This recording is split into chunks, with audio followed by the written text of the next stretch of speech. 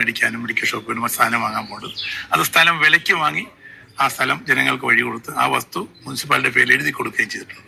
എന്തൊക്കെയാണ് civil station വാർഡിലെ വോട്ടർമാരോട് അവസാനമായിട്ട് പറയാനുള്ളത്? സിവിൽ സ്റ്റേഷൻ വാർഡിലെ വോട്ടർമാരോട് പറയാനുള്ളത്, ഞാൻ കഴിഞ്ഞ പ്രാവശ്യം എനിക്കൊരു അവസരം ലഭിച്ച വല്യമനം വാർഡ് നടത്തിയ വികസന പ്രവർത്തനങ്ങൾ തന്നെ ഈ സിവിൽ സ്റ്റേഷൻ വാർഡിലെയും വികസന പ്രവർത്തനങ്ങൾ നടത്തിക്കൊണ്ടിരുന്ന വീണ്ടും കഴിഞ്ഞ ഞങ്ങളുടെ കൗൺസിലുണ്ടായിരുന്നു നടത്തിയ തുടർച്ച ഞാൻ നടത്താൻ പോകുന്നു.